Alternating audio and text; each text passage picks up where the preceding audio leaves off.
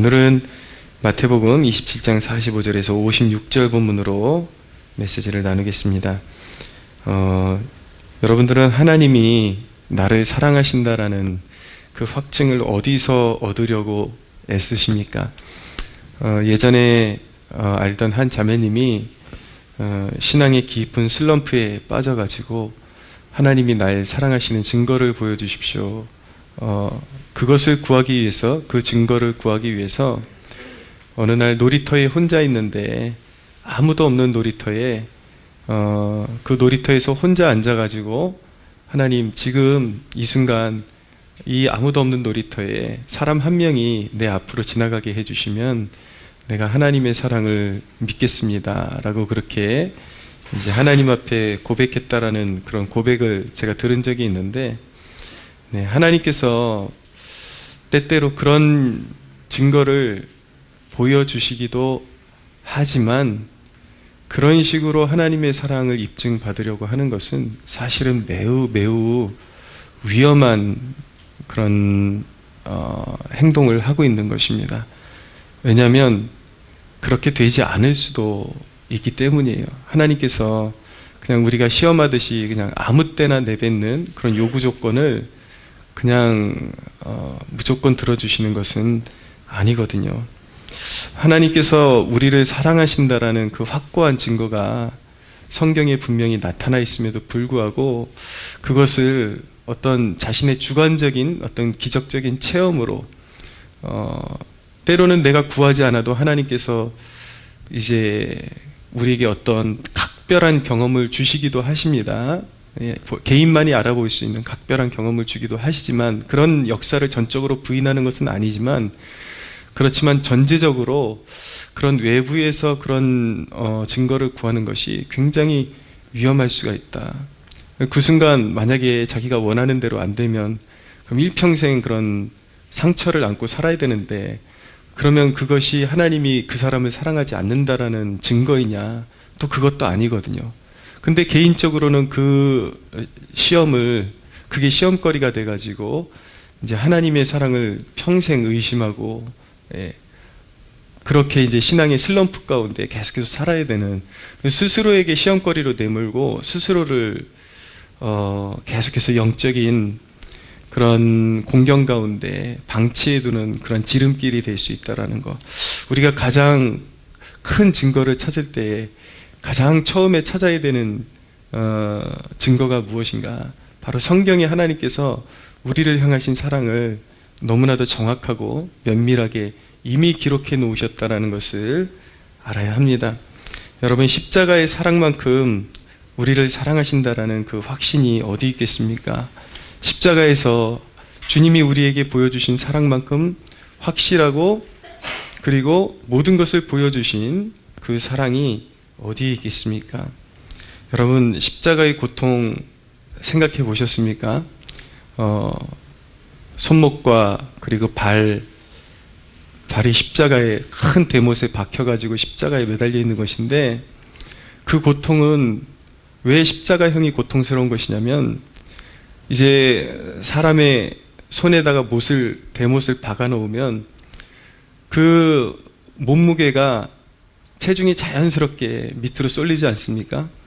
그런 그 팔이 찢어질 듯한 그 고통을 이제 이기기 위해서 사람이 본능적으로 다리에다가 힘을 주고 엉덩이 쪽을 이렇게 끌어올리게 되어 있어요. 끌어올리게 되면은 어디가 고통스럽냐면은 이제 발이 너무나도 고통스럽게 되는 것이죠. 온 다리가 끊어져 나가는 그런 고통이 있는데, 그것을 또 끌어올리다 보면은 하체 쪽에 온갖 고통이 이제 수반되니까 또다시 몸무게를 내려서 이제 하체를 밑으로 내릴 수밖에 없는데, 그렇게 되면 또다시 상체 쪽으로 팔이 찢어지는 고통을 감내해야 되는 것이죠. 근데 그게 감내가 되지를 않는 거예요. 그래서 다리에다 힘을 줬다가 팔에다 힘을 줬다가 몸을 위로 끌어올렸다가 다시 고통스러우니까 내렸다가 죽을 때까지 이 현상을 반복하다가 죽는 것이 십자가형인 것입니다. 그 고통을 누구를 위해서 주님이 받으셨습니까? 주님께서 오늘 말씀해 보면은 46절에 제9시쯤에 예수께서 크게 소리질러 이르시되 엘리 엘리 라바 사박다니 하시니 이는 곧 나의 하나님, 나의 하나님, 어찌하여 나를 버리셨나이까 하는 뜻이라 라고 말씀하고 있는데, 주님께서 육신으로 당하신 고통보다 가장 큰 고통, 그것이 무엇이냐면 바로 아버지 하나님으로부터 단절되는 고통이었습니다. 여러분,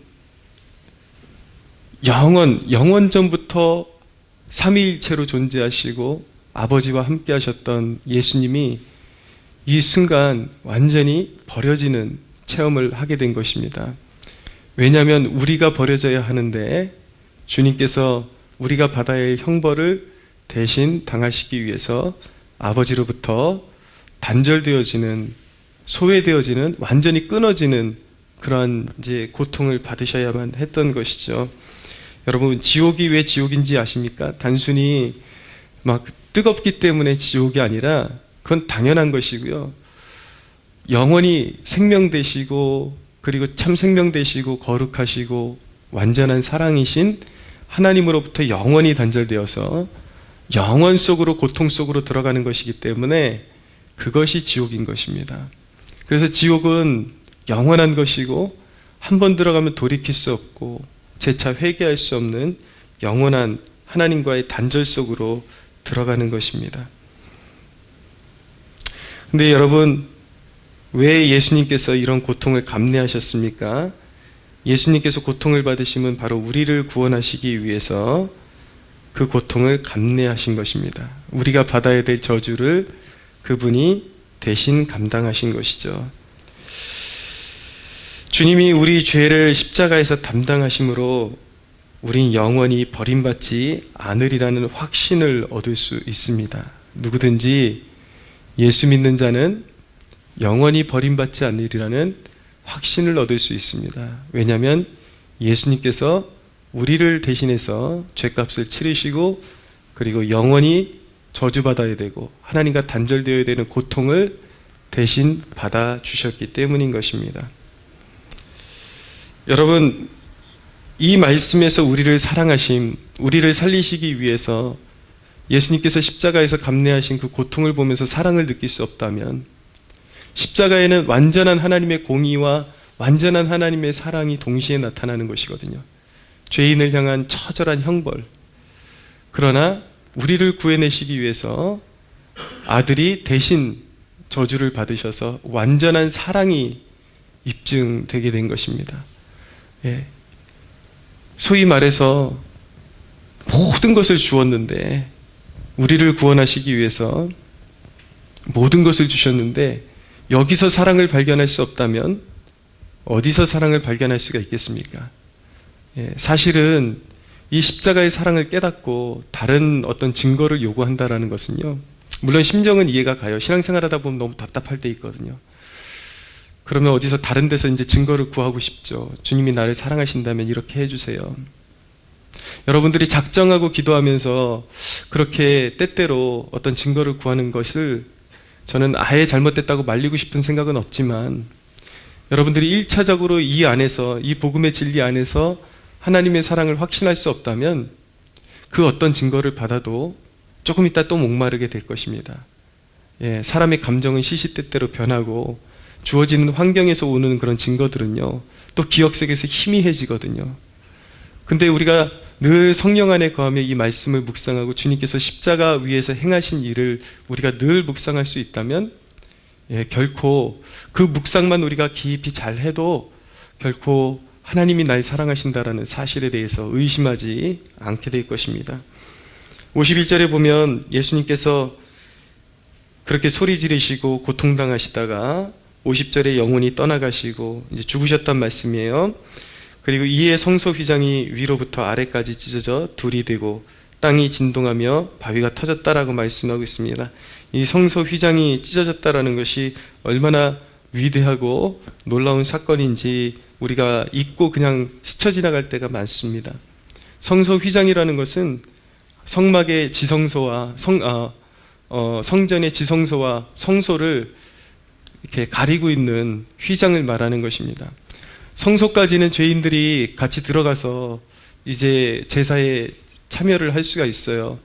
그러나 지성소는 1년에 한 번 대제사장만이 들어갈 수가 있었던 것입니다. 제물의 피를 가지고 1년에 한 번 대제사장만이 들어가서 하나님 앞에 피를 헌납하고 드려서 이제 제사를 드릴 수가 있었던 것이죠. 죄인은 감히 들어갈 수 없었던 곳이 바로 지성소였습니다.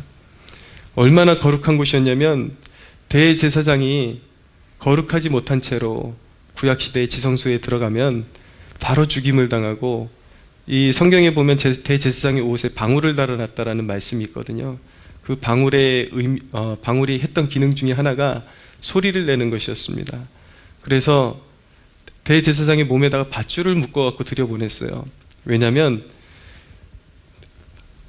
지성소 안에서 제사를 집전하다가 부정함이 보이면 바로 죽임을 당해야 했기 때문에 방울소리가 울리지 않으면 이 사람이 부정해서 죽은 거예요.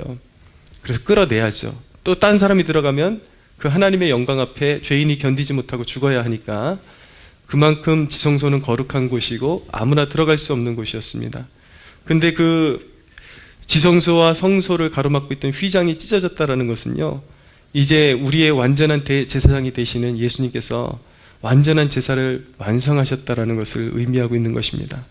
그 이야기는 무엇이냐면 이제는 특별한 대제사장만이 그런 직함을 가지고 그 지성소 안으로, 하나님의 임재와 영광이 있는 지성소 안으로 들어갈 수 있는 것이 아니라 이제 예수의 피를 힘입어 예수 그리스도를 믿는 모든 사람들마다, 모든 세대들마다 그 아버지 존전 앞으로 언제든지 들어갈 수 있는 길이 활짝 열렸다라는 것을 우리에게 알려주고 있는 것입니다.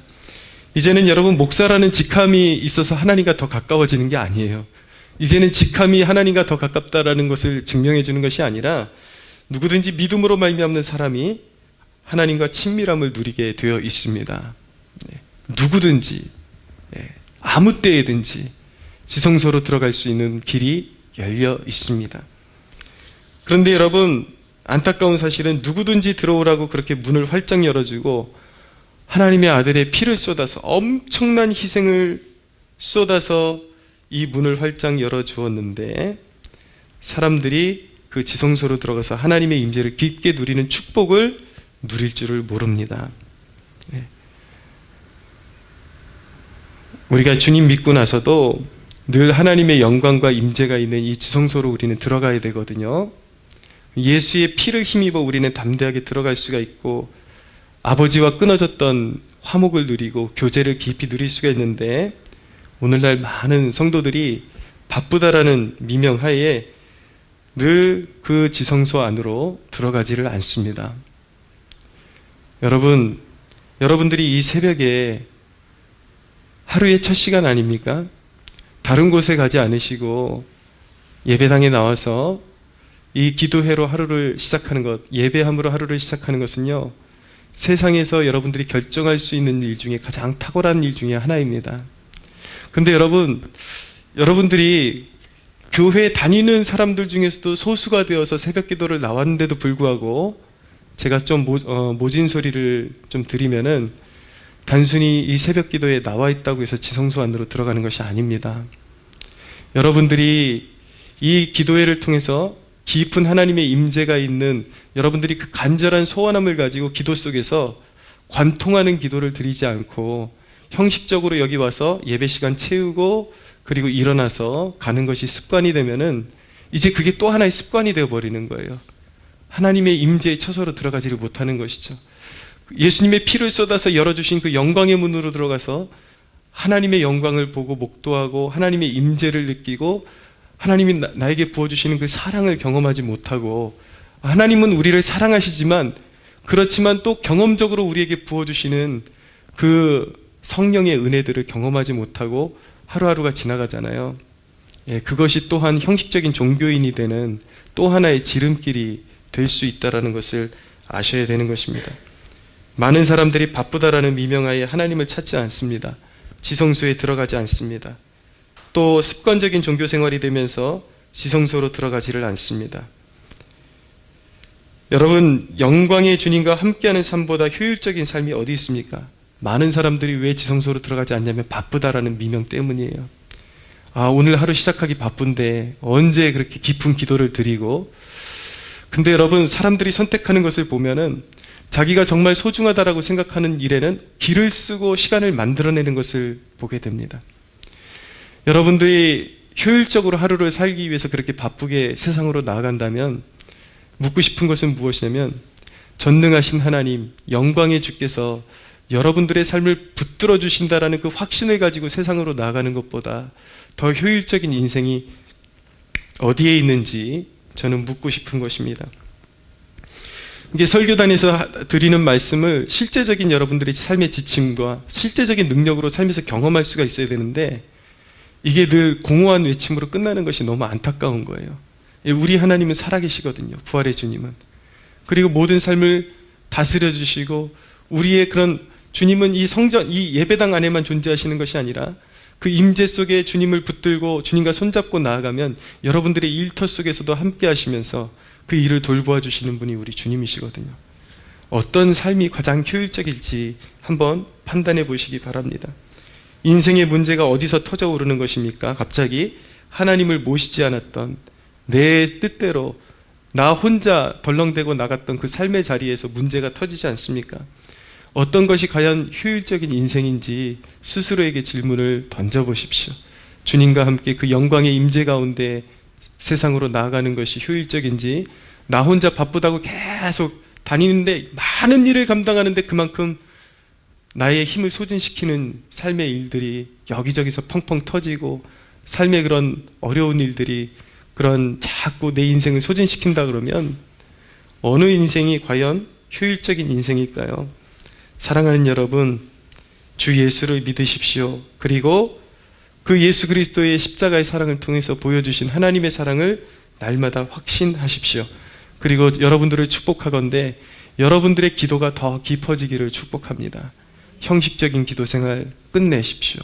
더 깊은 임재로 들어가고 주님을 여러분들이 하루를 시작하는 이 기도 시간에 설령 여러분들에게 사회생활 때문에 여러분들에게 허락된 시간이 너무 한정적이다 할지라도 5분을 기도하더라도 형식적으로 그냥 앉아있다가 일어서는 습관 들이지 마시고, 정말 그 5분 동안이라도 생명을 다한다라는 그 각오 가지고 하나님의 지성소 앞으로 들어가서 예수님의 보혈의 능력으로 아버지 하나님과 대면하시고 성령의 깊은 임재 가운데 들어갔다가 주님과 손잡고 세상으로 담대히 나아가서 넉넉히 승리하시는 여러분들 되시기를 예수님의 이름으로 축복합니다.